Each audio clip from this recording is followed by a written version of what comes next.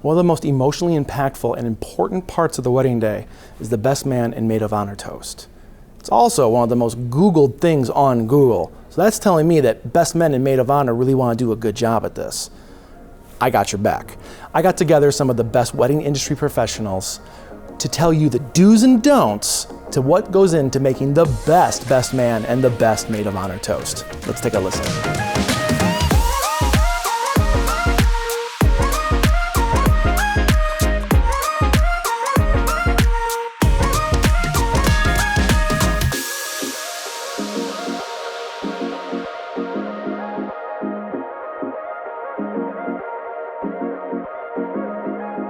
I think rule number one, there's no reason to say, for those of you who don't know me.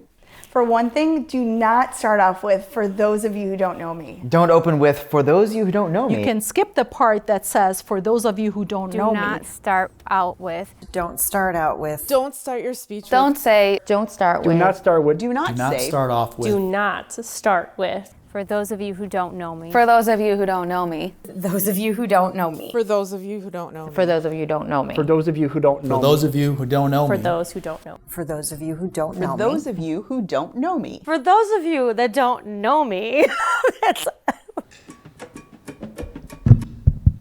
So for those who don't know me. For those of you who don't know me. For those who don't know me.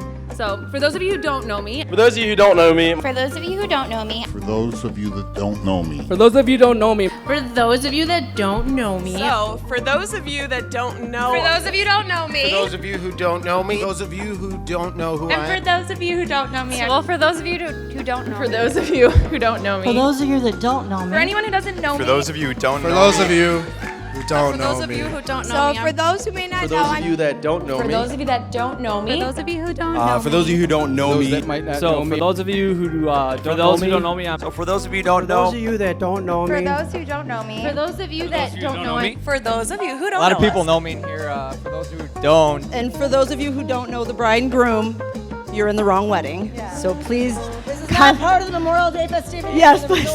You feel free to discreetly leave out the back. Stop. Don't do it. Everyone says that. Don't do it. Don't be that person.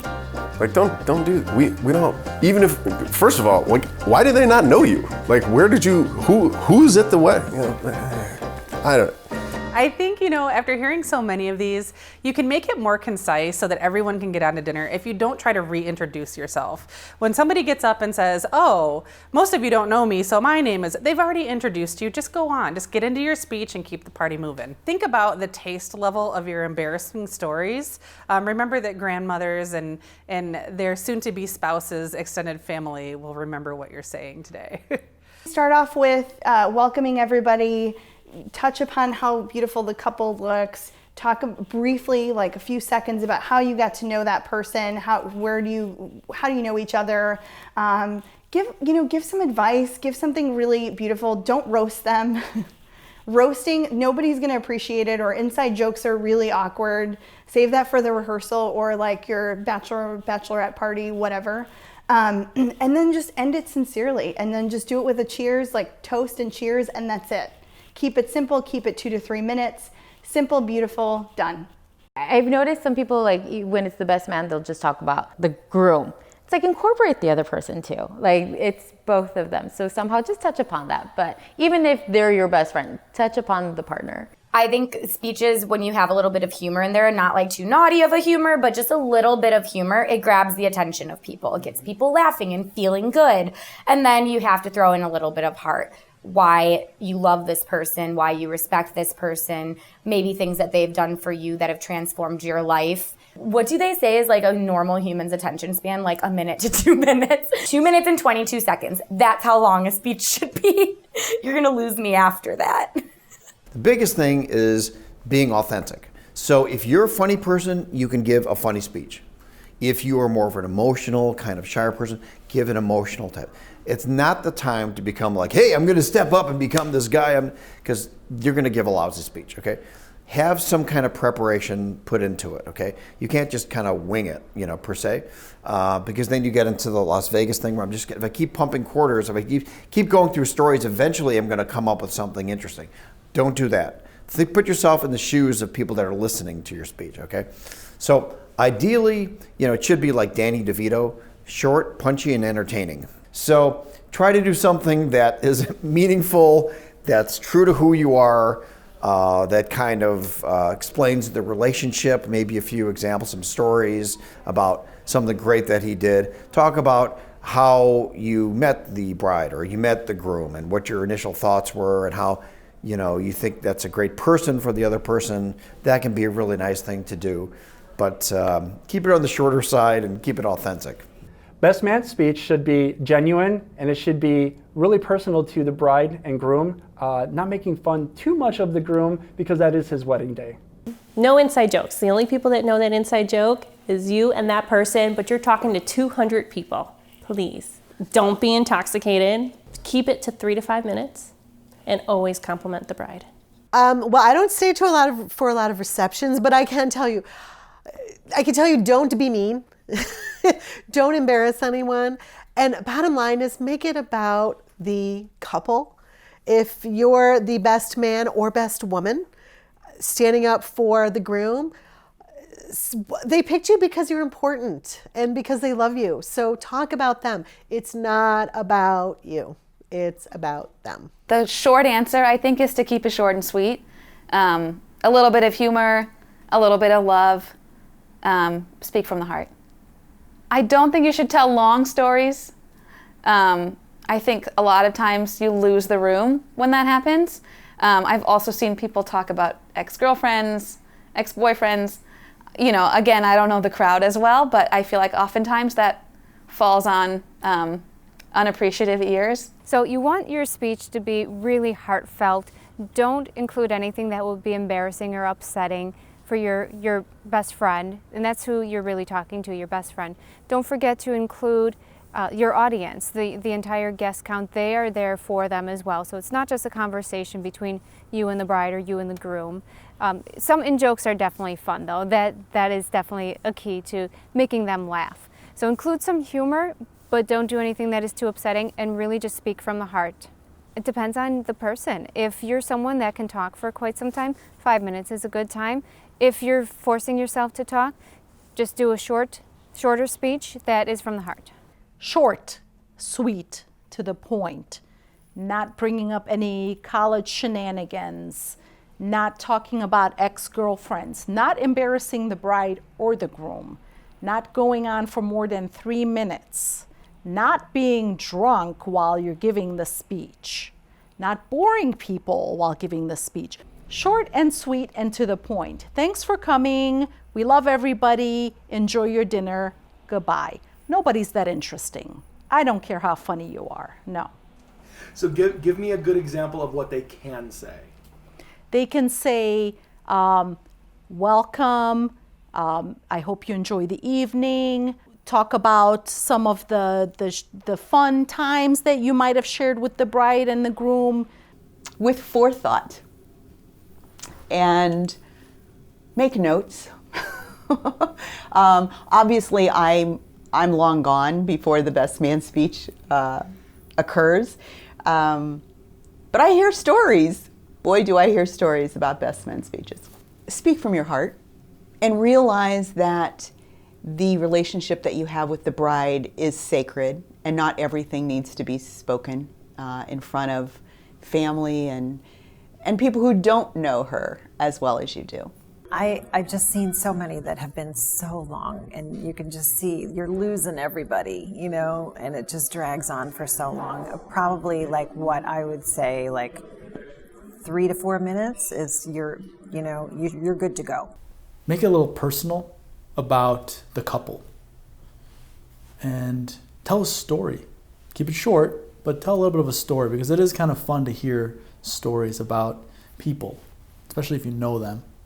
So when I had given my speech at my best friend's wedding, I did incorporate our story on how we met, but it wasn't focused on me. It was focused on my perspective of him.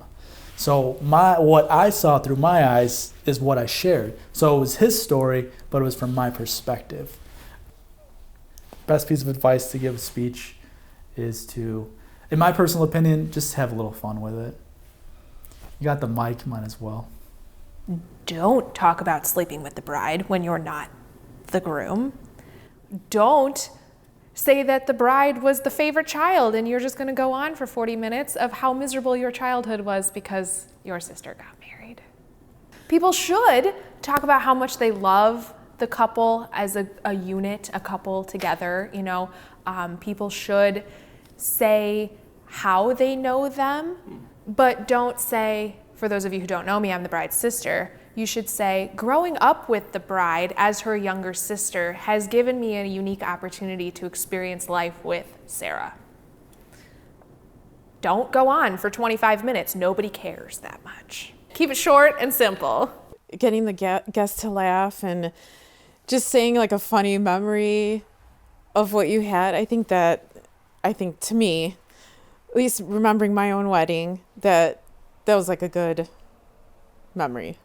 Maybe keep some personal things out. A lot of people say speeches with maybe like, hey, we got drunk like in this year and you did this and that. Nobody needs to hear that, you know? So I think keeping some of the personal things like that out, like people should like stay away from. Make it personal. Like have stories or little anecdotes from throughout the years that really kind of bring the best parts of that person to the room. Leave out the bad. Don't talk about exes. Don't talk about that night back in college. Like just your happy memories. Definitely be funny. Keep it short. And you have to add some sentiment. Don't make fun of the couple. I think that's tasteless, but that's my opinion. I tend to be opinionated. Don't be drunk. Don't talk about how he fell in love with his first love and it was you. Please don't do the thing where the hands are on top of the hands and that's the last time you're going to have the upper hand. Don't do everything cliche that you see online. Make it actually from you talking to us, probably your best friend and the person he's marrying. What I would say is make it relevant, heartfelt, and please don't tell 7,000 stories about when you were children. And don't embarrass the other person. Oh, that's a huge one. Yeah. Like, I understand that's what you want to do. You want to like make everyone laugh, but embarrassing them on their wedding day doesn't make them feel great. It makes everyone else laugh at their expense. Not a good thing. Tell something that's funny about you guys as friends, not them as an embarrassing story.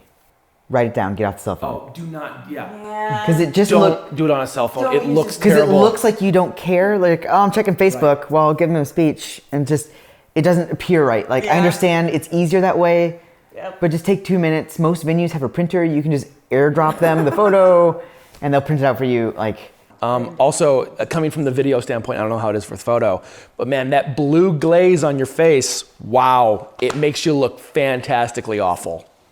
My biggest piece of advice though is practice it out loud in front of a mirror.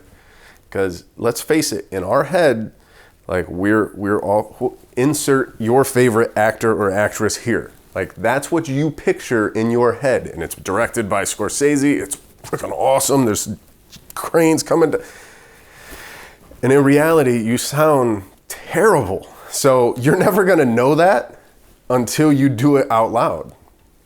Put your phone down, man. Put your phone down, put your piece of paper down. We're all busy. There's a lot going on.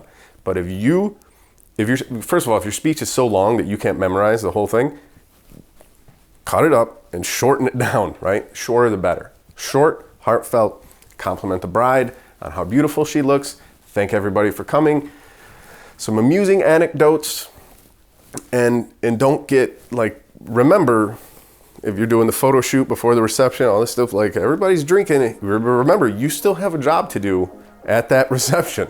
You love these people, like put a little effort into it, you know? We hope this episode of Vendors helps you on your wedding planning. Be sure to like, follow, subscribe, and to share to make sure you and your fellow planning couples don't miss a single episode. If you enjoyed watching this video, be sure to check out our entire conversation in the podcast. You can find all of today's vendors and their contact information in the details below this video. And be sure to check out all of our episodes about these amazing wedding industry professionals. We'll see you next time on Vendors. Vendors is produced and edited by Night Owls Media. More information can be found at nightowlsmedia.com.